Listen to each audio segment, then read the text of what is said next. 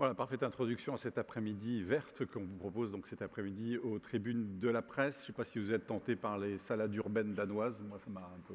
Bon, voilà. Bien, alors vous savez que l'année dernière, les tribunes de la presse n'avaient pas pu se tenir en présentiel. On vous avait donc proposé une édition à distance. Cette année, pour permettre aussi aux tribunes d'avoir un accès à un public plus large, on a maintenu ce principe du distanciel. Et donc, vous pouvez, vous qui nous regardez à distance, derrière votre écran, poser vos questions aux différents intervenants. Et c'est Alain qui est chargé de récolter Absolument, il suffit d'ouvrir la boîte chat pour nos amis qui sont en ligne. Et à vous, ici, public chéri, très présent cet après-midi. Merci de préparer vos questions et on en prendra dans la salle. À tout à l'heure. Merci beaucoup, merci. Dans une heure, donc, on s'interrogera sur les coupables du changement climatique. Et puis, on recevra en duplex André Borchberg, celui qui a effectué le tour du monde à bord de Solar Impulse, aux côtés de Bertrand Piccard. Et puis le dernier débat nous plongera au cœur de la guerre froide entre la Chine et les États-Unis et la place de l'Europe dans cet affrontement. Joe Biden a dit qu'il ne souhaitait pas une guerre froide. Les faits ne sont pas vraiment là pour le démontrer. Et puis on verra notamment les conséquences sans doute de l'annulation du contrat des sous-marins australiens pour l'Europe. Mais d'abord, une nouvelle religion est-elle née? Il y a 2 ans, dans son livre « L'archipel français », qui est devenu depuis une référence, Jérôme Fourquet, le directeur du département opinion de l'IFOP, constatait le déclin de ce qu'il appelle la matrice catholique, qui avait jusqu'ici structuré en profondeur notre société. Et il s'interrogeait du même coup sur l'émergence d'une nouvelle matrice autour de l'écologie, qui s'appuie non plus sur la foi, mais sur les données scientifiques. Le discours écologiste suivrait même, selon lui, le mode d'action du catholicisme et aurait les mêmes effets.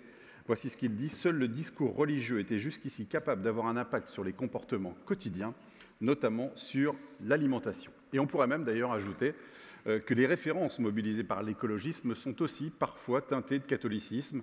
Les sanctuaires de la biodiversité, l'apocalypse, la conversion au bio. Mais en matière de changement climatique, soyons clairs, on pourra difficilement maintenant s'en remettre à un miracle. Le débat est animé maintenant par Mathieu Brand, qui est journaliste indépendant, spécialiste de la transition écologique et animateur, une fois par mois, des rencontres Happy Hours à Cap Science. Voici donc ce débat, l'écologie, une nouvelle religion, point d'interrogation.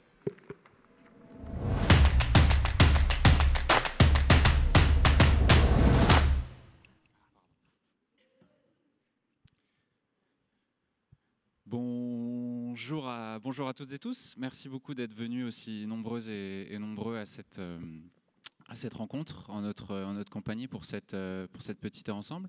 Donc, on l'a dit, donc, je suis Mathieu, journaliste indépendant. Et juste pour déjà mettre les pieds dans le plat, je préfère vous prévenir que j'ai pris quelques libertés avec le sujet de cette heure-là.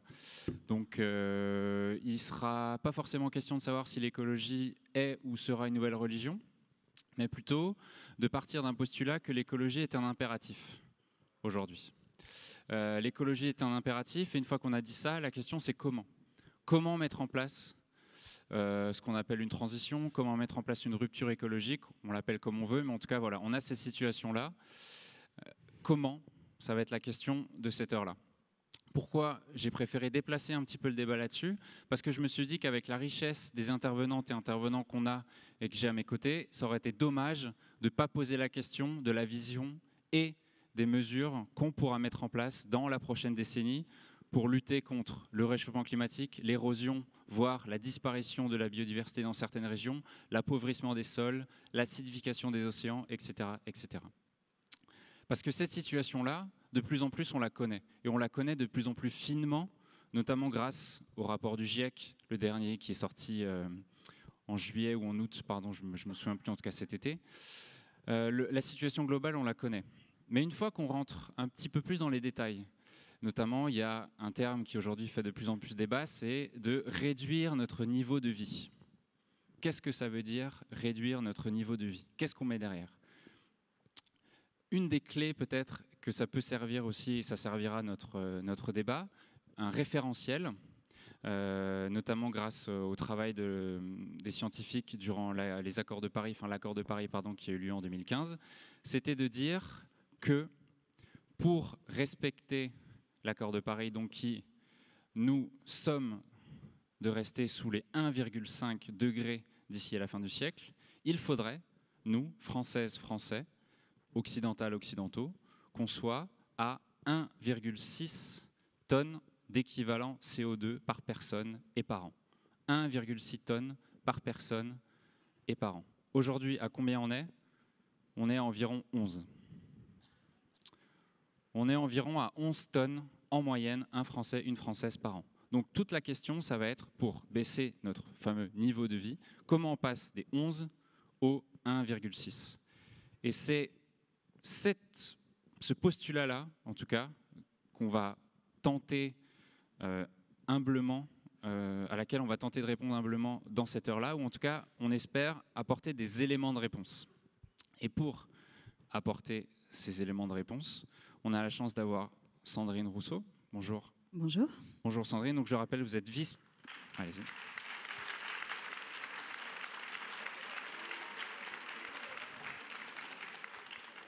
Donc vous avez, je rajouterais juste, effectivement, voilà, en plus il y a l'écran face à moi aussi.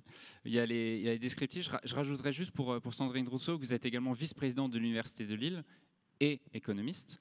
Et effectivement Gilles Boeuf. Bonjour Gilles.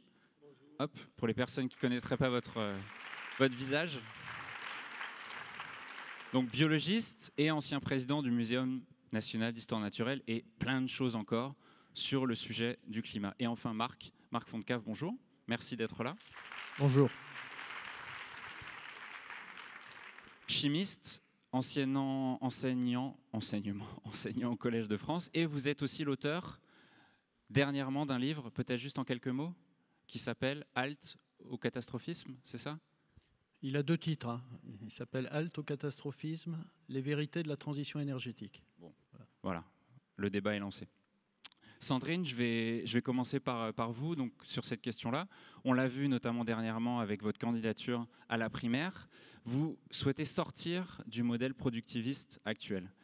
Et qu'est-ce qui se passe quand vous parlez de votre vision de la transition pour la prochaine décennie? Qu'est-ce qu'on vous rétorque? C'est impossible. On juge que c'est inentendable aux yeux de la population, à l'esprit de la population, de sortir de ce modèle-là. Comment on sort de cette dichotomie entre urgence d'un côté, quand on connaît la situation aujourd'hui, et en même temps impossibilité d'appliquer un programme qui serait le vôtre?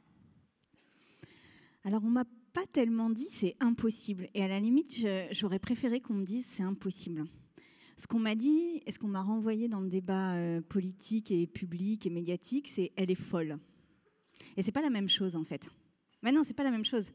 Parce que la folie, ça renvoie à une forme d'irrationalité, ça renvoie à quelque chose qui, en fait, sort du champ du leadership politique, sort du débat politique. Alors que si vous dites à quelqu'un qui se présente en plus pour la présidentielle, potentiellement, c'est impossible, ben là, on discute des mesures, c'est-à-dire on discute de comment on fait, on discute des outils qu'on fait. Et ça m'a énormément frappée dans cette primaire, c'est que me renvoyer à une forme de folie ou d'irrationalité, eh bien, ça me renvoyait hors du champ du débat. Et surtout, ça renvoyait ce que je proposais hors du champ du débat. Or, qu'est-ce que je proposais ? Moi, je suis économiste, je suis chercheuse en économie écologique depuis 20 ans. Mes recherches portent sur comment on adapte un système économique à la transformation écologique. Et on me renvoyait l'idée que ce que je portais était pure folie, était pure irrationalité. On s'est beaucoup gaussé de phrases sur, par exemple, les sorcières versus les EPR, etc. Et au fond, on n'a jamais écouté ce que je disais. Or, pourtant, ce que je portais, c'était très simple, c'était de dire la rationalité aujourd'hui, ce qui est raisonnable aujourd'hui, c'est d'être radical. Parce qu'il faut qu'on diminue par 10 nos émissions de gaz à effet de serre, vous venez de le dire, mais parce qu'en plus, il faut qu'on le fasse en 5 ans. C'est-à-dire qu'en fait, aujourd'hui, on est une génération, là, tous et toutes ici, qui avons un défi face à nous, une responsabilité que très peu de générations ont eu à affronter, que très peu d'humains ont eu à affronter. Et en plus, on a affronté ça hors d'un climat de guerre, ou du moins en évitant le plus possible ce climat de guerre. Et ce qu'on a à affronter, c'est à changer radicalement la structure, l'organisation de notre société, de sorte que l'on reste en deçà de 1,2, 1,5 tonnes de carbone par habitant et par an. Et c'est pour ça que j'ai porté dans le débat politique la question de la radicalité, parce que je pense qu'en fait, c'est exactement le mot qui correspond à la situation dans laquelle on est. C'est-à-dire, soit on est capable de penser cette radicalité, soit on est capable de la penser ensemble, de manière concertée, coordonnée et sans prise de pouvoir des uns sur les autres. Et alors, on a des chances de s'en sortir. Ou alors, on reste dans ce que j'appelle moi une religion de la croissance, une religion du progrès technique. Et dans ces cas-là, on n'a absolument aucune chance de rester dans des normes de réchauffement climatique qui nous permettent simplement d'être sereins sur l'avenir. Et donc, en fait, c'est un défi. Et en même temps, c'est un défi qui est enthousiasmant et passionnant. C'est-à-dire que, encore une fois, peu d'humains ont eu ça à faire. Et la question qui nous est posée aujourd'hui, c'est est-ce qu'on en sera capable ? Et ce que je constate aujourd'hui, c'est qu'on a tous les éléments qui nous permettraient de le faire.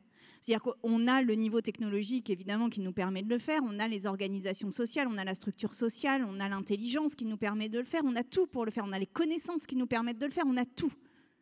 La seule chose qu'on n'a pas, c'est la volonté de le faire. Et ça, moi, je pense que ça nous questionne chacun et chacune, en fait, dans notre capacité à accepter ce changement et à le mettre en place. Et ça questionne une autre chose, c'est de dire pour qui on le fait et pourquoi on le fait. Et en fait, ce qui se passe aujourd'hui, c'est qu'on relègue au futur, on relègue aux générations qui arrivent le fait de le faire. C'est pour ça que je ne sais pas si vous avez remarqué, mais il n'y a pas une école maternelle ou une école primaire où on ne fait pas une fête du développement durable. Et voilà, c'est très bien, sauf que maintenant, c'est à nous d'agir, en fait. Ce n'est pas à nos enfants de le faire. Et ces mots de radicalité et de rationalité, je constate quand même que malgré toutes les oppositions qu'ils ont suscitées au moment où je les ai posées dans le débat, et malgré même les moqueries qu'ils ont suscitées au moment où je les posais dans le débat, parce qu'on avait l'impression qu'à un moment, moi je me suis demandé si on ne me percevait même pas comme une terroriste verte, hein. C'est-à-dire qu'on imaginait sans doute que j'allais déposer des bombes la nuit, alors que la seule chose que je dise, c'est on diminue par 10 nos émissions de gaz à effet de serre. De toute façon, on n'a pas le choix, en fait. On n'a pas le choix. Sinon, on subira tous la violence de ce réchauffement climatique. Et juste, pardon, mais pour terminer sur deux micro-trucs, c'est que ça ne peut se faire, et c'est là qu'est le défi, en fait, qu'avec un changement structurel de notre société.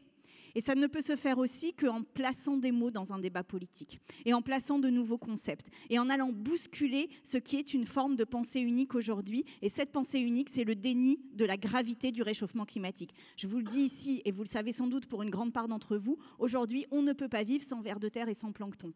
Or, les vers de terre, comme les planctons, sont des espèces menacées aujourd'hui, par l'acidité des océans pour l'un, par l'agriculture intensive pour l'autre.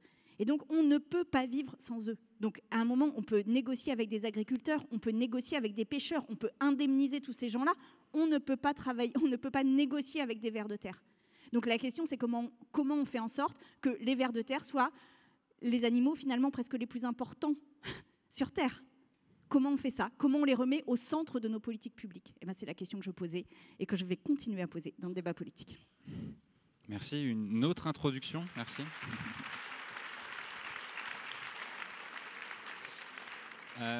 On vient de l'entendre, Marc, il y a des termes qui ressortent, remise en cause du progrès, remise en cause de l'innovation telle qu'elle est pensée aujourd'hui, une remise en cause d'une certaine forme de croissance que vient de poser Sandrine Rousseau.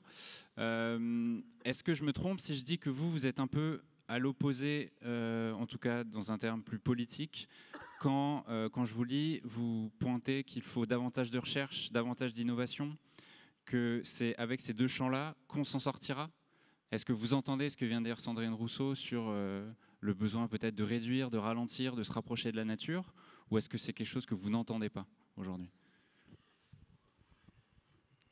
Effectivement, au fond, la discussion qu'on a entendue dans la campagne des primaires d'Europe Écologie Les Verts, au-delà de questions de radicalité ou pas radicalité, de rationalité ou pas, enfin, c'est au fond la question, est-ce que c'est croissance verte ou décroissance? C'est pour simplifier, mais je reviendrai sur le mot de croissance.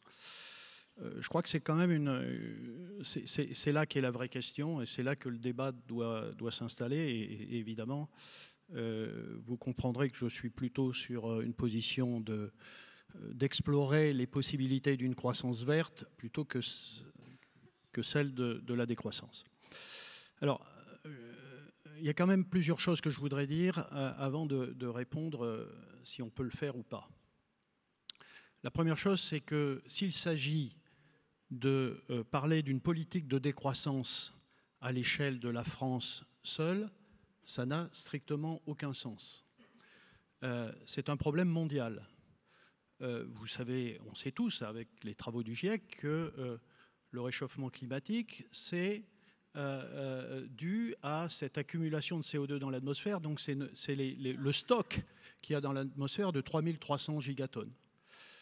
La France contribue à hauteur de, par an, rajoute dans ce stock 0,01% des émissions de CO2. Donc on voit bien que le problème, en tout cas pour un futur président de la République, ce n'est pas tant c'est bien sûr de contribuer à diminuer nos gaspillages d'énergie, à faire des économies, à améliorer notre efficacité énergétique, etc. Mais évidemment, c'est surtout de faire en sorte que les Chinois, les Indiens, les Américains fassent la même chose. Donc il faut aller leur demander d'aller également diminuer leur consommation d'énergie et ce n'est pas simple. Est-ce que juste, Marc, je peux vous couper, est-ce que c'est pas un peu facile aujourd'hui en tant que pays occidental, quand on voit et quand je reviens encore aux émissions qu'une personne en Occident et en tout cas en France émet aujourd'hui en équivalent CO2, est-ce que c'est pas encore facile aujourd'hui de dire il faut aller voir les Chinois, il faut aller voir les Indiens? Non, c'est pas facile. Sachant que, est-ce que vous comptez là-dedans les émissions, ce qu'on appelle les émissions importées? Bien sûr. Tout ce que la France importe. Bien sûr. Quand elle fabrique la France contribue, etc.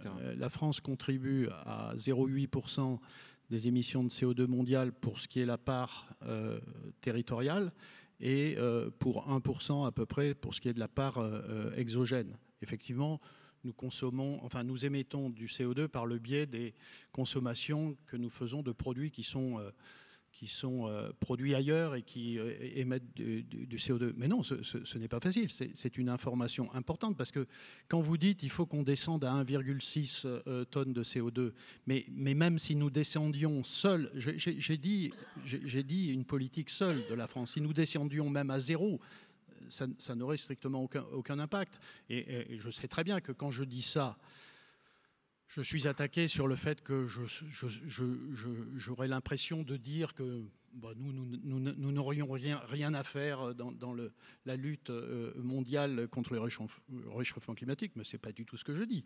Mais en même temps, quand on parle de décroissance, on voit bien avec ces chiffres-là que ce n'est pas si simple que ça. Ça, c'est la première remarque. La deuxième remarque, et là, je suis alors, totalement en désaccord avec ce que vient de dire à l'instant Sandrine Rousseau, c'est le fait que nous aurions aujourd'hui à notre disposition toutes les technologies pour que du jour au lendemain, enfin en l'occurrence pour Sandrine dans les 5 ans à venir, nous pourrions nous débarrasser de l'énergie nucléaire en France. C'est une situation spécifique, la France, avec le nucléaire. Des énergies fossiles et d'alimenter notre pays uniquement avec du vent et du soleil, un peu de biomasse, un peu d'hydroélectricité, et que nous pourrions le faire dans un temps très court, et que si nous ne le faisions pas, c'est parce que, justement, il y aurait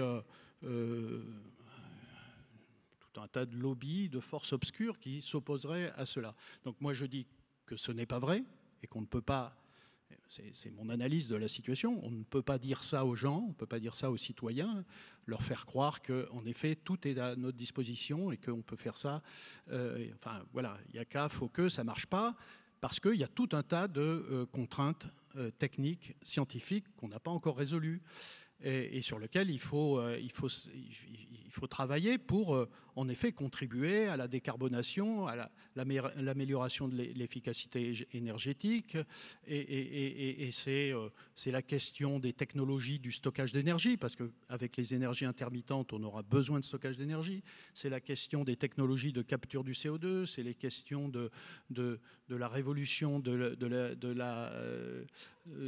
la chimie des matériaux pour aller vers des matériaux qu'on pourra mettre dans les habitations, dans les voitures. Voilà. Enfin, donc c'est une vraie révolution technologique qui n'est pas finie, qui est à peine commencée même d'une certaine façon, même si il y a tout un tas de choses qui, à nouveau, grâce à la connaissance, à la science, à la recherche, à l'innovation, nous permet déjà d'anticiper qu'on va faire un peu plus de mobilité électrique, parce qu'il y a eu des découvertes dans le passé sur les batteries lithium-ion où on peut faire aujourd'hui, on peut penser aujourd'hui qu'on peut faire du solaire, parce qu'il y a des gens qui ont découvert l'effet photoélectrique et les semi-conducteurs, etc., etc.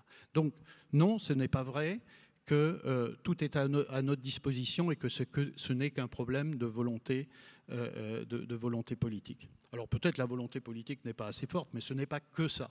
Il y a tout un tas de contraintes. Donc ma réponse, c'est que, enfin moi, ma vision, c'est que et puis oui, le dernier aspect, vous l'avez évoqué. Vous l'avez évoqué. Là, je ne parle que de problèmes scientifiques et techniques. Il y a tous les problèmes économiques et sociaux associés, pour lesquels je n'ai pas de compétences particulières, mais qu'il est facile d'anticiper. On voit très bien que chaque fois qu'il y a un problème de type économique, une crise financière, une augmentation des taxes, la taxe carbone ou une augmentation des prix de l'énergie, qu'est-ce qu'est la préoccupation principale des Français? C'est le pouvoir d'achat. Donc, dans une société démocratique, il va falloir tenir compte de cette préoccupation. Et qui dit réduction massive de la consommation d'énergie, dit réponse à l'attente des Français sur leur pouvoir d'achat. Donc, je termine en concluant. Moi, je suis... alors, peut-être ça ne marchera pas, mais je suis donc dans une perspective où ce que nous avons à faire aujourd'hui, c'est d'investir dans la recherche, dans l'innovation, en s'attaquant à des problèmes qu'on a parfaitement bien identifiés, parce que s'il s'agit de décarboner notre système énergétique, on sait où ça se passe. Il faut travailler sur la voiture, le transport, il faut travailler sur l'habitat, il faut travailler sur... Et là, il y a des choses formidables à faire pour les jeunes qui se lancent dans la science, la technologie, améliorer tous les procédés industriels qui sont émetteurs de CO2, comme la production de l'acier, du ciment, du verre, enfin, etc. Voilà. Donc c'est ça la croissance verte. Et ah oui, dernier mot quand même. Alors non, un dernier mot. Non, c'est le troisième dernier mot quand même. Non, un dernier. Oui, non, c'est le troisième. Après, on a encore une bonne demi-heure. Gilles Boeuf, comment vous placez sur cette question-là? On vient d'entendre deux sons de cloche assez différents. Si je résume, il y a une volonté de réduire, de repenser le modèle actuel, et de l'autre, il y a une volonté de continuer l'innovation et la recherche pour essayer de trouver des solutions via la technologie, entre autres. La science. Qu'est-ce que c'est la science? Depuis 1 an et demi, on n'entend que des opinions. Et la science n'est pas une opinion. Le GIEC, c'est pas une opinion. Je parle de ce qu'on entend à la télévision française depuis 1 an, sur le Covid en particulier.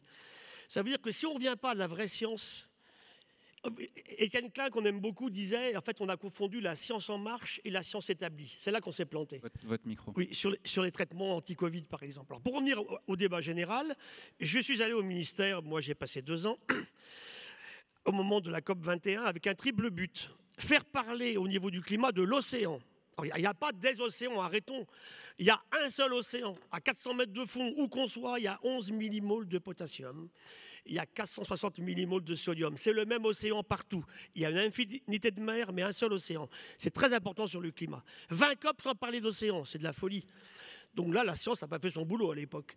Deuxièmement, la question, bien sûr, du vivant.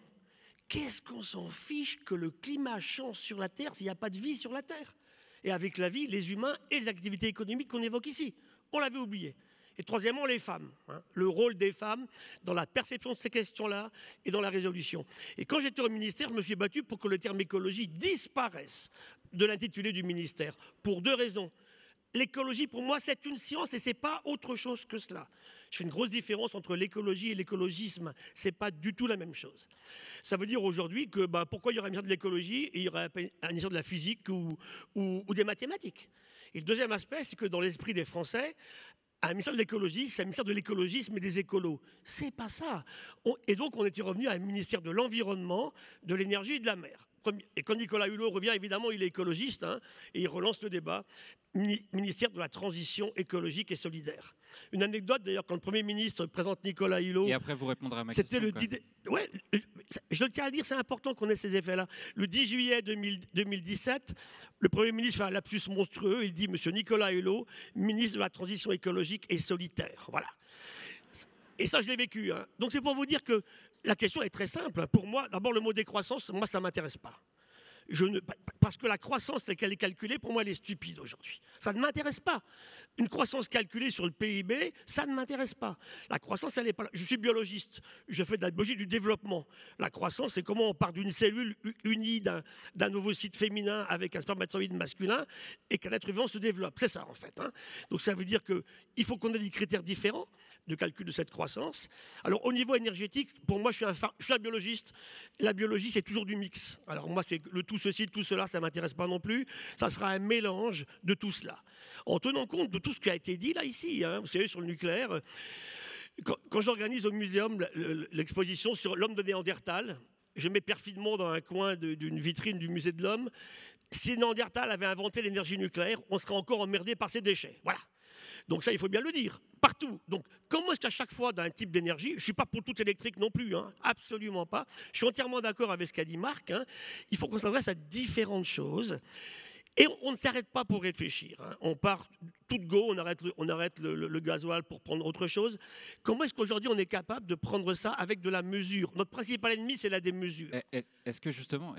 La première démesure, c'est la démographie, évidemment. Hein. 8 milliards d'humains aujourd'hui.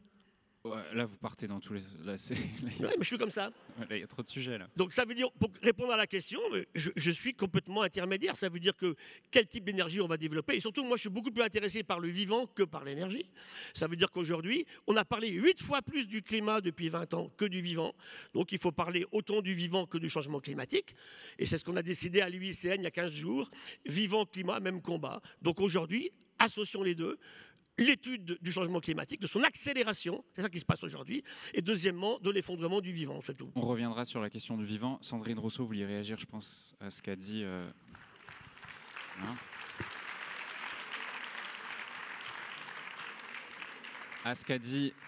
Vous vouliez réagir à ce qu'a dit Marc Fontcave, sûrement? Oui, je voudrais revenir là-dessus en tant qu'économiste, et donc parler de croissance, puisque c'est pour le coup mon domaine d'expertise. Et qu'en l'occurrence, la croissance verte, elle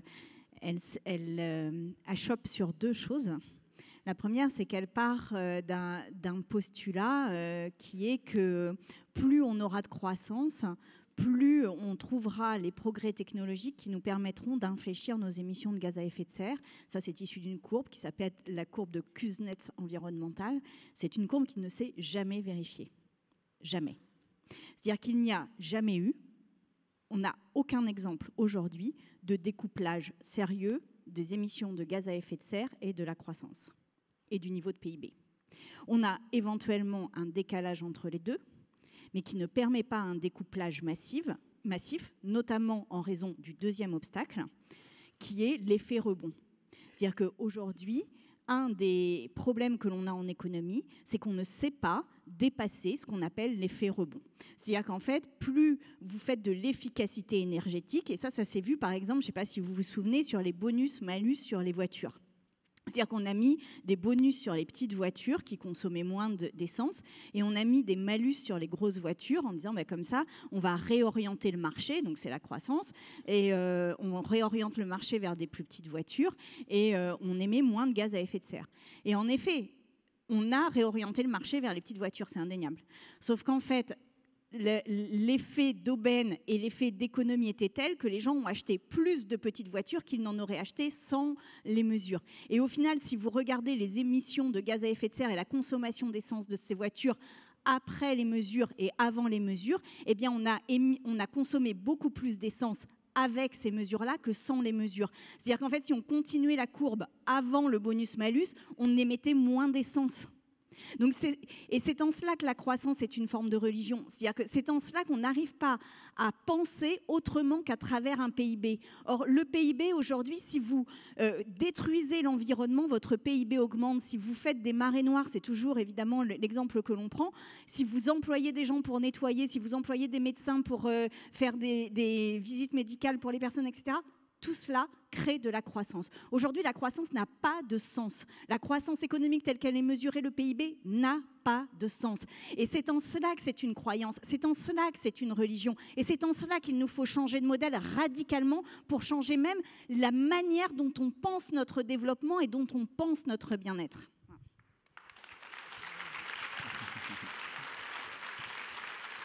Juste pour juste amener un petit élément de débat, Emmanuel Macron a présenté sa vision pour la France pour 2030. C'était le 12, c'était cette semaine. Il a notamment présenté des mesures, ou en tout cas des ambitions pour la France dans les prochaines décennies. Il parle d'innovation, il veut que la France devienne une nouvelle terre d'innovation. Qu'est-ce qu'il met en avant? Il met l'avion bas carbone pour 2030. Le patron d'Airbus lui-même disait que ce n'était pas possible avant 2035. Il met en avant l'hydrogène vert. Il le reconnaît lui-même dans le discours que ça va être très compliqué parce que pour produire cet hydrogène, il faut des centrales nucléaires et des énergies renouvelables que la France n'a pas aujourd'hui. Donc compliqué d'avoir une ambition sur un truc qui n'est pas possible. Il parle de biodiversité sous-marine en disant qu'il faut aller explorer le monde sous-marin, ce qui n'a pas encore été fait, ce qui est assez bizarre si on veut protéger, pourquoi aller explorer. Enfin, j'ai l'impression qu'aujourd'hui, quand on parle d'innovation contre le réchauffement climatique, on en est à des fables, tout simplement. Et en écoutant le président cette semaine, j'ai pas du tout été contredit là-dessus. Votre discours est assez curieux parce que vous avez l'air de dire que à partir d'aujourd'hui, il faudrait s'arrêter d'explorer des possibilités pour dans 10, 20 ans, 30 ans. Mais c'est absolument c'est une question. Impossible. Est-ce qu'aujourd'hui, l'humanité va décider d'arrêter tout, de réfléchir à comprendre le vivant, la nature, la matière et trouver des solutions à un certain nombre de problèmes?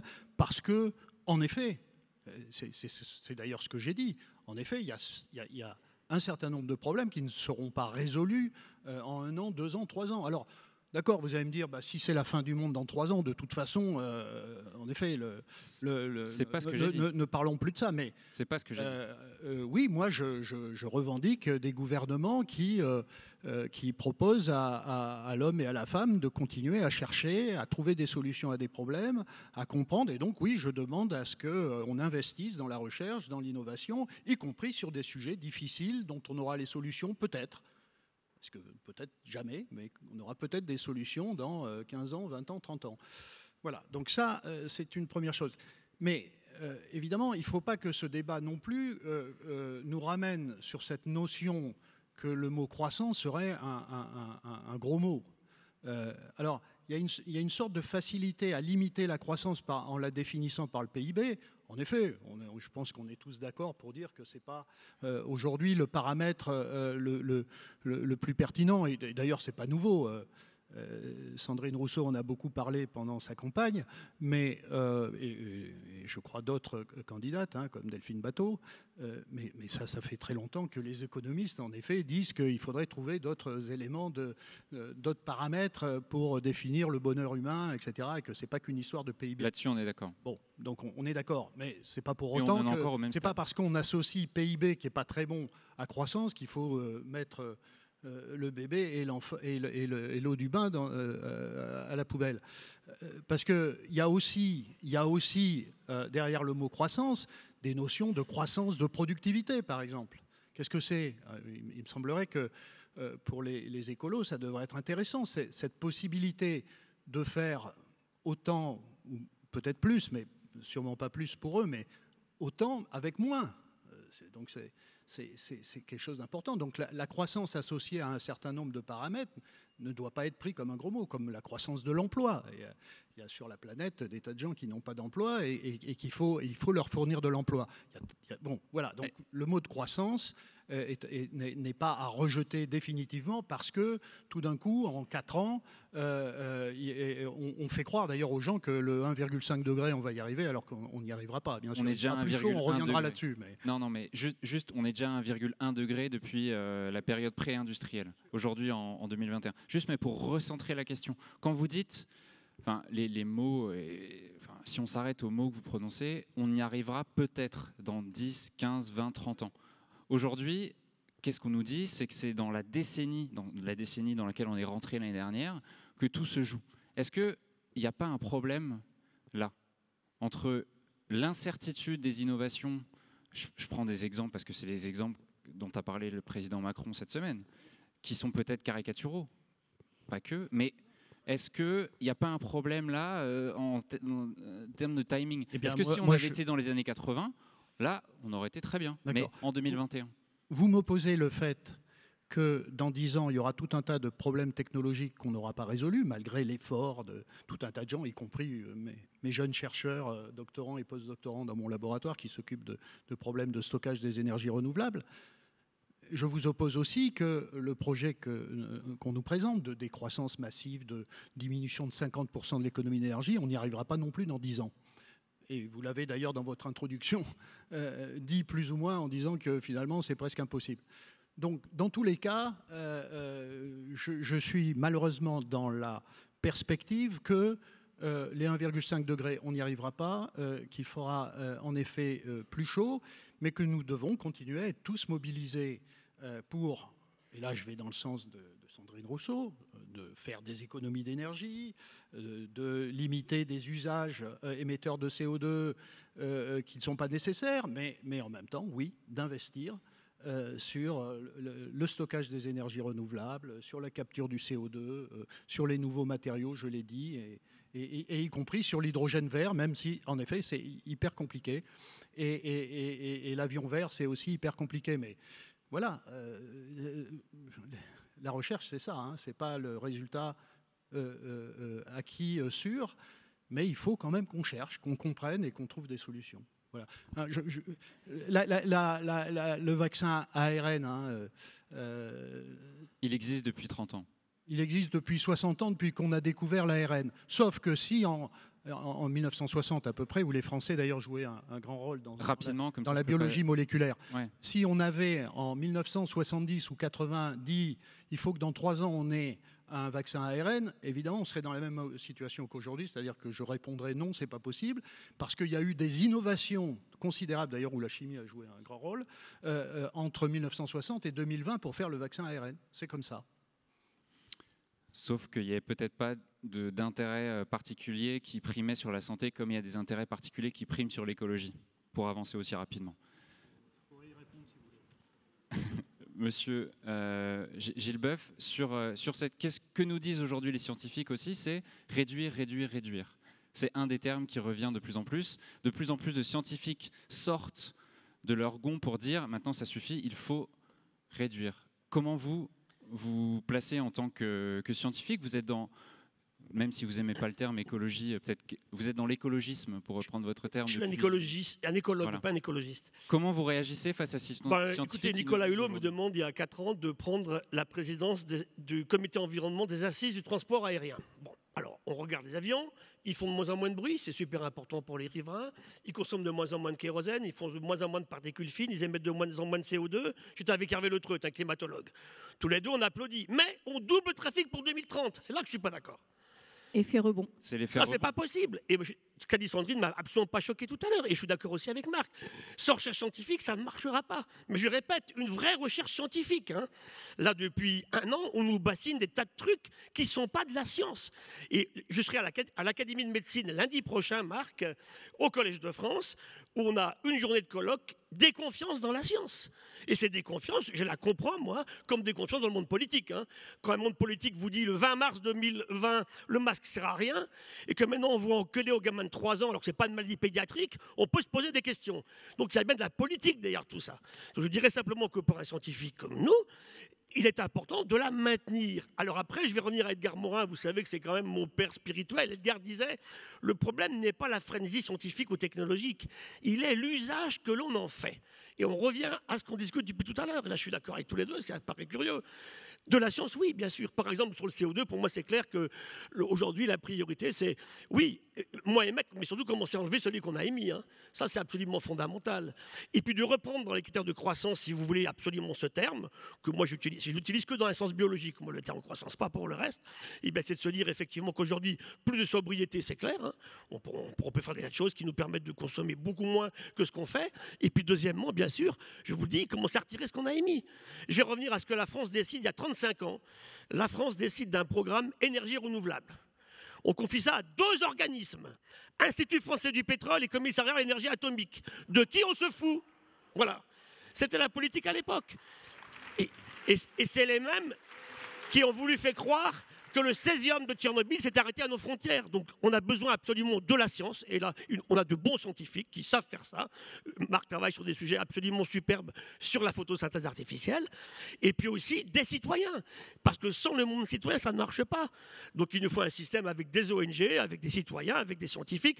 Quel monde politique on peut en reparler. Et il faut aussi que l'entreprise commence à y croire. Parce que moi, j'aurais du mal à croire que demain, on s'en sorte sans l'entreprise qui prendrait massivement en considération ces questions-là. J'allais dire les entreprises dans tout ça. Bah, elle a un rôle essentiel. On passe plus de temps dans l'entreprise qu'à la messe en ce moment. On parle de religion tout à l'heure. Hein. Mais l'entreprise a besoin aujourd'hui. Moi, je connais quand même quelques grands patrons. C'est pas tous des salopards. C'est archi faux. Hein. Il y a des gens qui ont envie de faire quelque chose. Non, mais on voit qu'ils n'arrivent pas. En tout cas, ça dépend lesquels. Avec Marc, par exemple, on travaille beaucoup sur le biomimétisme. Le biomimétisme, c'est un chercheur, un ingénieur et une entreprise. Si on n'a pas cette trilogie-là, ça ne marchera pas. Or, le biomimétisme nous montre des choses mais émerveillantes sur le futur. Et j'ai besoin de ça pour mes jeunes. Comment je leur donne envie de vivre le demain. C'est pas en parlant que de trucs qui sont plombants, de décroissance ou de choses comme ça. Eh bien, je regarde comment fait une libellule qui vole à 100 km/h avec 2 watts et qui encaisse 30 G en accélération. Ben voilà, le blop. J'étais avec Thomas Pesquet en liaison au CNES il y a 10 jours. On avait des blops. Tout le monde s'en fout des blops, on ne sait même pas ce que c'était il y a encore quelques temps. C'est génial le blop. BLOB, c'est des champignons très particuliers. Je vous invite à regarder des vidéos. Effectivement, c'est assez fascinant. Juste, oui. Et je pense qu'il y a juste peut-être une définition sur la décroissance aussi qui est... voilà, quand vous dites décroissance et plombant, c'est à questionner. Je vous en prie. Marc. Non, je voudrais revenir sur la question des entreprises, parce que d'abord, vous venez de l'évoquer. Là aussi, il y a des sortes d'idées. Et d'ailleurs, c'est un peu ce que j'entends dans ce que vous dites. Vous dites il n'y arrive pas, etc. Bon, pourquoi il n'y arrive pas? Alors, il y a 2 solutions. Soit c'est parce qu'ils font exprès de ne pas y arriver, parce qu'ils font beaucoup plus de profit sans ça. Soit ils n'y arrivent pas parce que c'est difficile. Moi, ce que je pense, c'est que, alors évidemment, il n'y a pas 100% des entreprises, mais aujourd'hui, de plus en plus d'entreprises et de chefs d'entreprise, et je suis tout à fait d'accord avec ce qu'a dit Gilles, pour les pratiquer, pour les voir, pour voir ce qu'ils font, pour suivre ce qu'ils font, sont, comme tout citoyen, convaincus qu'il y a un problème de réchauffement climatique et de nécessité de décarbonation de leur entreprise. Et ces entreprises sont mobilisées. D'ailleurs, on leur demande de décarboner, on leur demande d'améliorer leur efficacité énergétique. Et de toute façon, les entreprises sont concernées par ça depuis très longtemps, puisque plus vous êtes efficace énergétiquement et plus vous faites de profit aussi. Hein. Bon, donc, les entreprises sont mobilisées et moi, ce que je dis, c'est pas de pointer du doigt les entreprises en leur disant vous êtes toutes des lobbies opposés au changement, etc. Mais c'est au contraire, vous allez jouer un grand rôle et nous allons vous aider, vous pousser à faire en sorte que vos activités soient décarbonées. Et pour prendre... Enfin voilà, moi ce que je dis, c'est que demain, la révolution énergétique, ce sont les entreprises qui la feront. Parce que, par exemple, si je prends ma recherche, Gilles a été assez gentil pour parler pour citer le mot de photosynthèse artificielle. Cette recherche que je mène, d'ailleurs soutenue par des entreprises, d'ailleurs avec toute la liberté que doit avoir un chercheur de la recherche fondamentale, je veux dire, si je découvre des choses qui sont intéressantes, ça n'a d'intérêt que si une entreprise le prend et le développe et le met sur le marché. C'est pas moi qui vais le mettre. Donc il y a tout le continuum, recherche fondamentale, technologique, entreprise, qui doit être mise en œuvre. Voilà. Est-ce qu'il y a des questions ? Il y a plus que des questions, il y en a plein. Dans la salle, préparez-vous, si vous avez une question, levez la main. Il y a déjà un monsieur qui lève la main. 2, 3, 4, mon Dieu, ça va être trop dur. Mais juste, Gilles Boeuf, est-ce que vous pourriez nous rappeler comment vous avez fait prendre conscience dans une entreprise de cosmétiques de la problématique des microparticules de plastique ? Très simplement. Un jour, je dis à un patron d'entreprise qui n'a pas d'actionnaire, donc c'est beaucoup plus facile, enlève les merdes que tu as dans les crèmes. Il me dit, j'ai ça chez moi, et on y va. Et ben, ils bossent pendant 2 ans, et après, ils ont un super avantage commercial par rapport aux autres, parce que c'est un argument commercial pour vendre leurs produits. Et mon océan, sur lequel je travaille depuis tout petit, demain, il y aura plus de masse de plastique dans l'océan que de plancton. Et on oublie que ce plancton des protistes, le phytoplancton, produit la moitié de l'oxygène de la planète. C'est là qu'il faut des scientifiques pour rappeler quelle est la situation. D'ailleurs, les écologistes l'utilisent aussi, bien évidemment. Donc ça veut dire qu'aujourd'hui, il faut simplement, je dirais, avoir un effort. Alors, il y en a que je n'irai pas voir, on est d'accord. Hein. Il y a des entreprises, je n'irai pas travailler avec parce que je les connais, c'est même pas la peine de discuter. Je ne veux pas de greenwashing. Mais il y en a qui ont envie de faire quelque chose. Et c'est très important. J'étais avec le patron de Michelin, pour ne pas les citer, avant-hier, des gens qui ont fait des choses extraordinaires, en fait. Hein. Donc aujourd'hui, on en a, au Collège de France, nos chaires sont financées par des entreprises avec aucune influence sur ce qu'on fait ou comment on communique. Donc ça veut dire qu'il nous faut effectivement aussi des moyens. Mais la question, c'est aujourd'hui de dire qu'il faut communément un effort général de tous. Et je maintiens que dans une entreprise, ils ont compris que si les employés sont heureux de travailler pour eux, ils seront meilleurs. Et on est heureux de travailler pour un patron qui y croit à ces questions environnementales et écologiques. Merci Gilles Boeuf. Première question par ici. Monsieur, s'il vous plaît. 1, 2. Ah oui, c'est bon. Moi, j'ai une petite question pour Marc Fontcave. En fait, vous parlez de l'innovation technologique pour justement contrer le réchauffement climatique. Mais je voulais savoir, pour produire ces technologies, on a bien besoin d'énergie. Et aussi, est-ce que continuer dans ces nouvelles technologies, c'est pas continuer sur ce qu'on est déjà en train de faire maintenant, c'est-à-dire un trop-plein peut-être de nouvelles technologies et de technologies qui est justement peut-être en train de nous entre guillemets, tuer. Et puis juste aussi, vous parliez de l'avion vert aussi. Et est-ce que l'avion vert, c'est justement juste ne pas prendre l'avion et ne pas avoir d'avion ? Merci.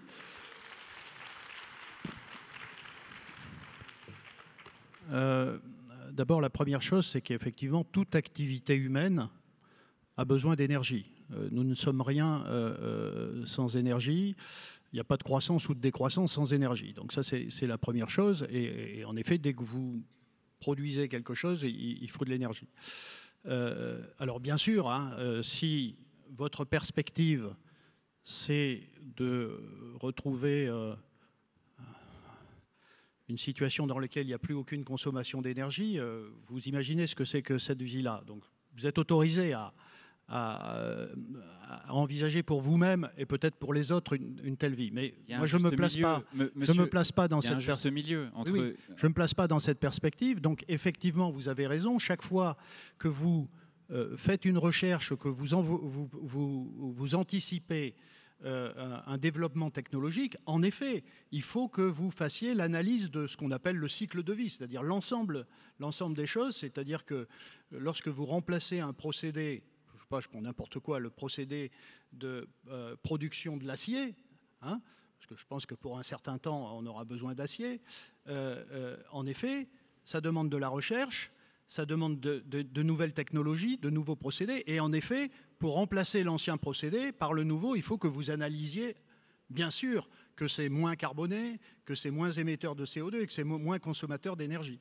Voilà, ça c'est une règle. En effet, j'espère que vous avez bien compris que je ne parle pas de technologie parce que j'aurais, soi-disant, une religion de la technologie. Je pense à la technologie et à la connaissance comme moyen, justement, de consommer moins d'énergie. Voilà. Merci. Il nous reste malheureusement 5 minutes. Ça fait donc 2 questions. Une dernière question. Moi, je voulais savoir, ne pensez-vous pas qu'il faudrait qu'on soit écologique ? C'est-à-dire qu'en fait, ça rebondit sur le premier thème, classe sociale, lutte des classes sociales versus religion de l'écologie, puisqu'en effet, on se rend compte que, par exemple, pour les agriculteurs, ils n'ont pas forcément les subventions pour faire du bio. Elles leur arrivent trop tard, d'où aussi le fait que beaucoup d'agriculteurs sont, hélas, des personnes qui finissent suicidées, et que les deux, en fin de compte, sont liés. C'est-à-dire un modèle où on serait enfin dans un pays où il y aurait plus de choses qui seraient faites pour mieux payer les gens qui participent justement à faire une économie positive pour tout le monde, et qui vont dans le sens de l'écologie. Voilà, être éco-humain, c'est ça ma question. Est-il possible d'être éco-humain? Sandrine, qui veut répondre? Rousseau, Sandrine peut-être Rousseau. je pense que... Il y a un... Allez-y, oui. Alors j'étais perturbée parce que je ne sais pas qui a parlé, donc je cherchais un peu dans la... Ah là, voilà, d'accord. Mais... Okay. Est-ce qu'on peut être éco-humain? Eh ben, il va falloir qu'on réussisse en fait à l'être. C'est-à-dire qu'à un moment, la question c'est qu'est-ce qu'on... En fait, moi, j'ai envie de poser la question comme ça parce que là, je trouve qu'il y a des procédés rhétoriques dans le débat qui sont utilisés pour à chaque fois décrédibiliser une parole qui... ça m'insupporte, je le dis clairement, mais je veux dire, à un moment, c'est de la science, quoi. C'est-à-dire, c'est de la science. On doit diminuer de 80% nos émissions de gaz à effet de serre. On doit le faire. Après, on ne doit pas le faire dans 30 ans. On doit y arriver dans 10 ans. Donc, le challenge, il est là. Est-ce qu'on sera à la hauteur? Est-ce qu'on ne sera pas à la hauteur? Pour répondre à votre question, à un moment, ça nécessite de modifier, en effet, notre rapport à ce qui est essentiel et à ce qui est superflu. Ça renvoie à notre capacité à penser notre utilité sur Terre de manière différente. C'est-à-dire que oui, on ne doit pas en permanence faire du plus et que le plus pour le plus n'a pas de sens. C'est-à-dire comment on fait en sorte d'être en équilibre, comment on passe d'une croissance infinie vers un équilibre, comment on passe d'un gaspillage à une sobriété, comment on fait en sorte de ne plus croire que demain sera meilleur, mais qu'on le construise aujourd'hui, ce demain meilleur. Et c'est ça notre programme. Enfin, je veux dire, on n'a pas le choix, ou sinon on ne pourra pas regarder nos enfants, c'est tout. Bien sûr. 2 minutes 30, encore une question. Oui, merci de vous lever. Merci beaucoup. Oui, moi, ma question, c'est vous avez beaucoup parlé de l'association entre scientifiques et entreprises. Est-ce que quelqu'un a des chiffres sur le nombre d'entreprises qui travaillent ainsi avec des scientifiques pour améliorer la cause écologique, et un nombre de chiffres sur, à l'inverse, des entreprises dont l'activité dessert complètement cette cause, en fait, parce que là, pour moi, le débat est un peu... On n'a pas de chiffres, mais... Juste rapidement, on sait que simplement que beaucoup d'entreprises se lancent dans ce qu'on appelle l'entreprise à mission depuis un certain temps, ce qui veut dire que le but n'est pas que le seul profit. L'entreprise. Alors, je suis pas croyez pas que je suis un infâme défenseur que de l'entreprise. Simplement, je comprends que sans elles, on s'en sortira pas. Si elles sont vertueuses et si elles jouent le jeu, on ne fait pas de greenwashing. Je suis entièrement d'accord avec ce que vient de dire Sandrine.